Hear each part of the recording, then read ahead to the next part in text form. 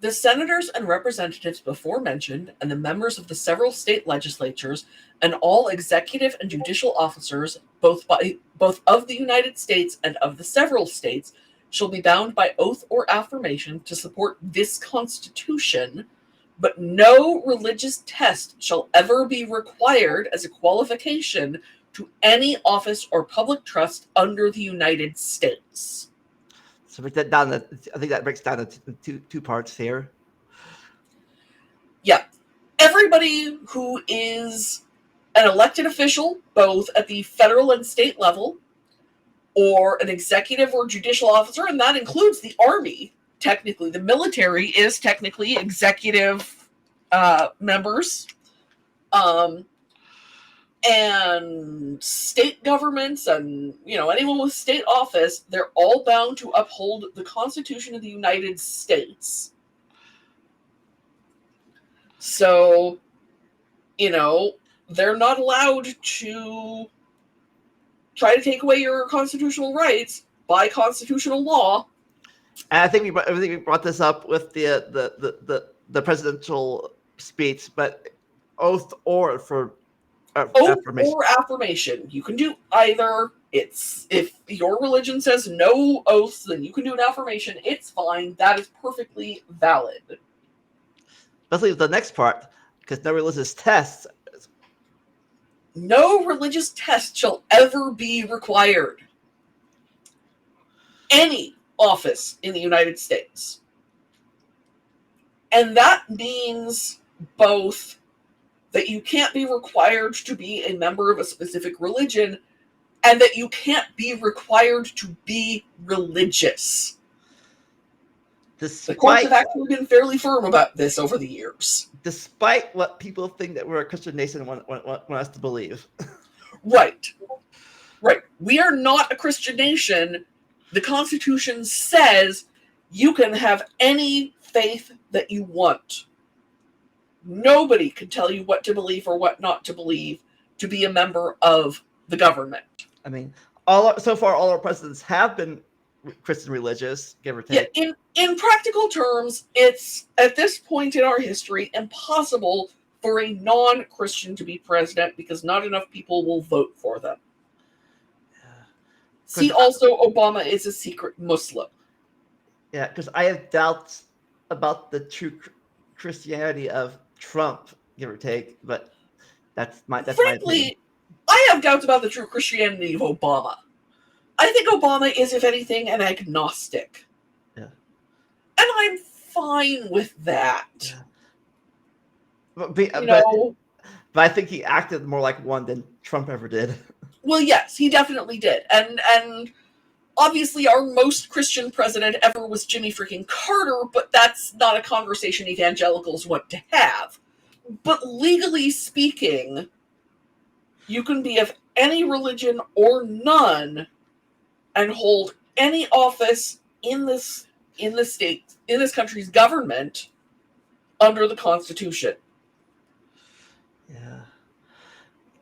Yeah, because off topic again, but same topic kind of. But I still remember to this day the gassing the protesters at a church for a Bible pick. Oh man! Upside down too. Upside down, yeah. No, and the history of U.S. presidents and religion is a complicated and fascinating one. There was a parish, I forget exactly where, but the minister was of the opinion that his congregation should vote for Thomas Jefferson over John Adams because he felt that the atheist, which is what he believed Thomas Jefferson to be, would leave them alone more than the Episcopalian, which is a delightful story. Yeah, I think he was. I don't know I think they said he was more of a deist than an actual atheist.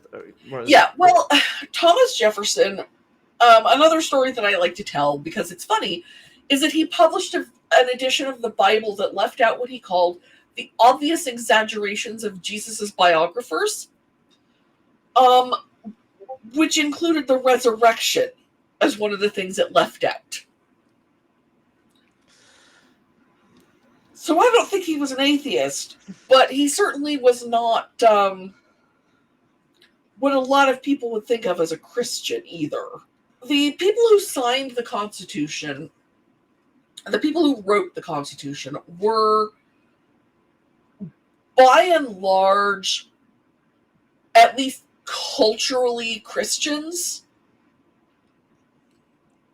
If not in full practice of it. Yeah. A lot of them did not believe in, as I said, Christianity as we would see it today. Despite what people will tell you.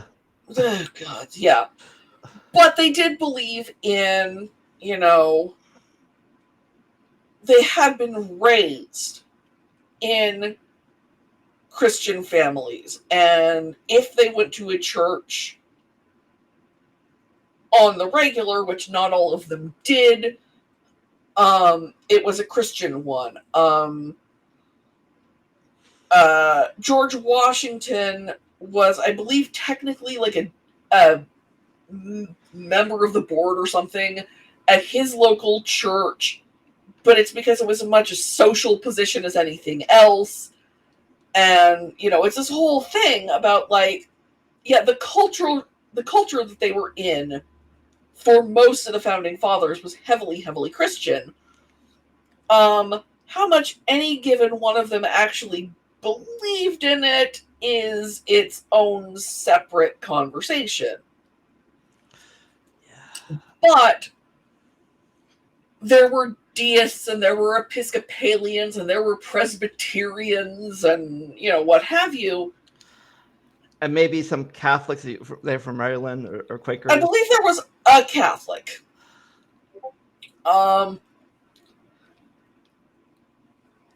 But we know that George Washington went to a synagogue on at least one occasion. We know that Thomas Jefferson owned a Quran. You know, it's not like these were the only religion is Christianity types. And not just Christianity, Protestant Christianity. Right. That's what England was. Yeah. George Washington also went to Catholic Mass on at least one occasion. He spread it. He was like dipped his toes all of it.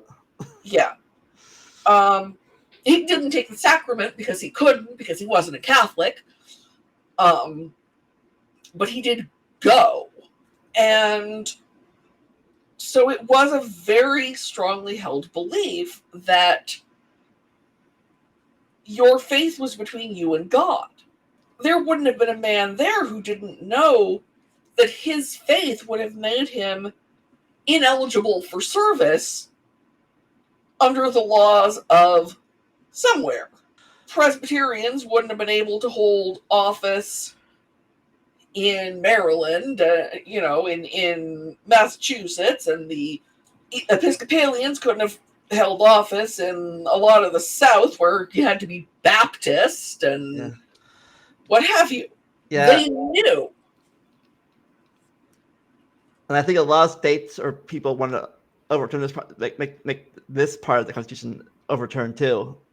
Yeah, there were states that wanted to have their own particular brand of Christianity put in on a formal level, and that's why this is in the Constitution.